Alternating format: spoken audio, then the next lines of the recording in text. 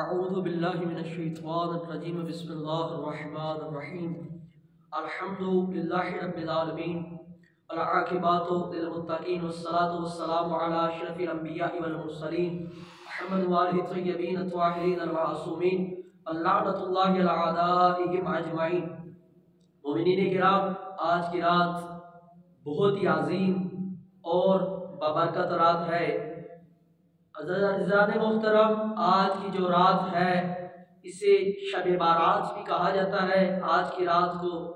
اور عزیزان محترم، ہمارے پیارے رسول خدا حضرت محمد مصطفیٰ صلی اللہ علیہ وآلہ وسلم ارشاد فرماتے ہیں، اگر اس رات انسان کی روزی تقسیم ہوتی ہے، پورے سال کی انسان کی روزی تقسیم ہوتی ہے، زندگی کی معیاد مقرر ہو جاتی ہے، حج پر جانے والوں کے نام لکھے جاتے ہیں، قبیلہ بنی کلب کی بکریوں کی بالوں سے زیادہ تعداد میں گناہگار کے گناہ بخشے جاتے ہیں۔ اور ہمارے چوتھے تاجدار ولایت امام علی زین العابدین علیہ السلام ارشاد فرماتے ہیں کہ جو شخص یہ رات عبادت خدا میں گزارے، یعنی کہ ساری رات خدا کی عبادت میں گزارے، تو اس دن تک اس کا دل نہیں مرے گا جس دن لوگوں کے قلوب مردہ ہوں گے۔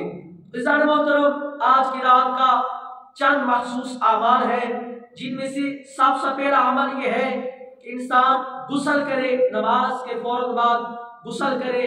غسل کا طریقہ یوں ہوگا کہ غسل کرے، غسل کی نیت کرے کہ غسل نیمہ شعبان کرتا ہوں قربتاً الی اللہ۔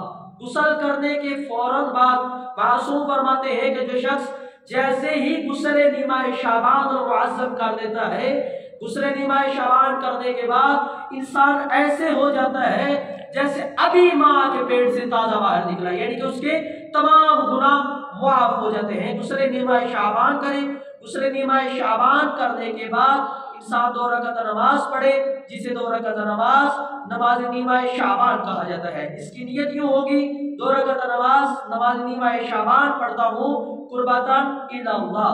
پہلی رکعت میں سورۃ الحمد کے بعد سورۃ الکافرون ہے، اور دوسری رکعت میں سورۃ الحمد کے بعد سورہ توحید ہے، یعنی قل ھو اللہ احد۔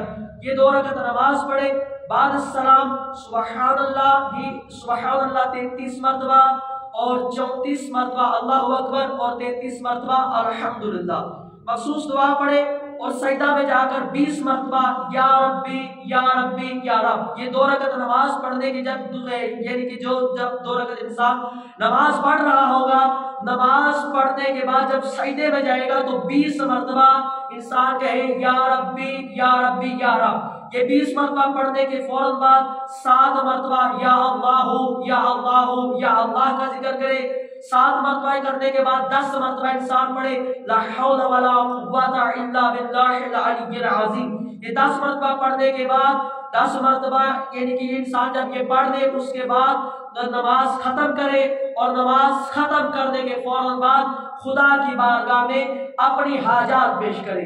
جب یہ 2 رکعت نماز ختم انسان کر لے تو یعنی کہ اس کے بعد انسان 4 رکعت نماز پڑھے، جسے 4 رکعت نماز یہ 4 رکعت نماز 2 کر کے پڑھنی ہے۔ اس 4 رکعت نماز کو نماز جعفر تیار کہتے ہیں۔ اس کی نیت یہ ہوگی کہ 2 رکعت نماز جعفر تیار پڑھتا ہوں قربتاً الی اللہ۔ 2 کر کے یہ 4 رکعت نماز پڑھیں گی۔ اس کا طریقہ یوں ہوگا کہ پہلی رکعت میں سورۃ الحمد کے بعد سورہ زلزال ہے، اذا زلزلت الارض زلزالہا۔